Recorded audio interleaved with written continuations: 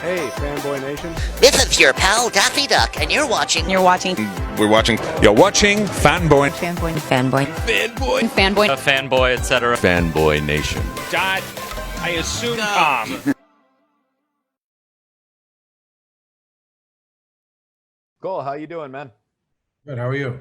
I'm great. I had no idea that you're like a Hollywood legacy, man, going all the way back to the Warner Brothers with your great-grandparents. So you got the pedigree for it.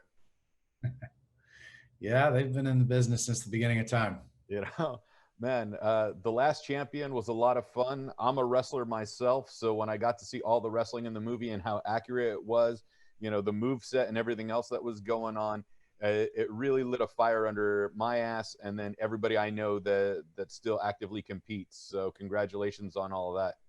Thank you. Yeah, I mean, I got to give credit where credit's due. I mean, Glenn, the director, is, you know, he's an ex-state champion himself out of Kentucky, and you know, he wanted this to be as authentic, if not the most authentic wrestling movie possible. So I think he's been successful. Well, you guys pulled that off with the wrestling and the story itself. Your character, John Wright's redemption, comes through the town itself. And it is a bit of a faith-based film in a sense that, you know, he goes back to church, he confesses his sins, and then he helps out the next generation in Michael. Yeah. I mean, you know, the film itself has faith, it has friendship, it has love, it has addiction. You know, it deals with alcoholism, which I think is something that's important to deal with right now, especially with, you know, our communities and what's going on, and people out of work and money and all those things that usually drugs and alcohol will creep in. So it does that. And then ultimately it's redemption, you know, and like you said, I take this young, you know, kid from across the tracks who reminds me of myself as a young man, and don't, you know, I don't just teach him, you know, physically, but also to teach him mentally, you know, about life and about, you know, how, you know, you can use it to your advantage, the strengths of you know, positivity and so on. So it's got a lot of different colors, which I love as an actor. It's one of the reasons why I wanted to do it.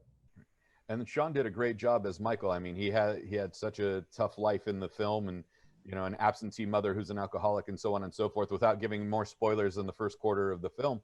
But the 2 hours seemed to fly by. When you first saw it, did you realize that that was the runtime? Yeah, it was 2 hours and 9 minutes when I first watched it. And I told him, don't take anything out. I said, I don't care. You know, this idea of like, it has to be 90 minutes and it has to do this and it has to be that. It's like, you know, nobody got anywhere in life without taking risks, you know? So I feel like, go ahead and, you know, tell the story you want to tell, Glenn. And he's done that. So I'm proud of him. I'm proud of what he's done. He's taken a year and a half to put the music together, the edit, you know, you name it. You know, we had to go back and shoot a little bit of the beginning so that we had driving shots to transition from New Mexico to Washington. So we did that, but it's, I think it's a great film for the holidays. I think everybody can see it. I think everybody will take different things from it. That's why you make these movies, is that, you know, it's going to strike a chord in people differently, you know, and that's my hope. Well, it's a beautiful film with a lot of natural light, and I was excited to watch it. It seems Washington has become the hotbed for wrestling movies. If we go all the way back to Vision Quest, Matthew Modine's character was in Spokane, and here you guys are again visiting Washington State. But at the beginning, it felt like a lot more like a Western than it was going to be a wrestling movie and a movie of redemption. When you first got the script, what was your reaction to going through it?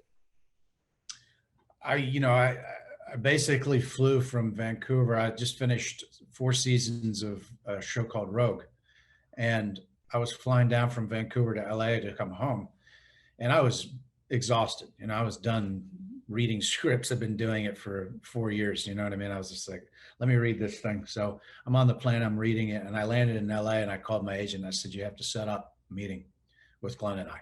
And I went right from the airport to meeting him.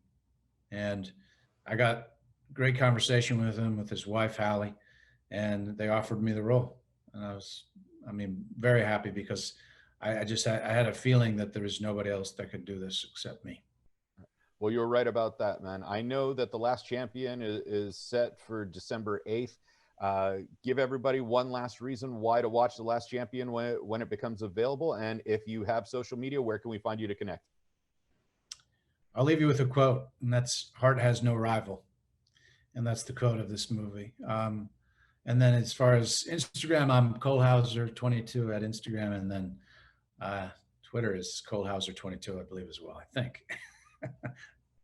Awesome. Cole Hauser, great actor, great guy, Hollywood legacy, still killing it. Last champion December 8th. Thank you so much for your time, man. I greatly appreciate it.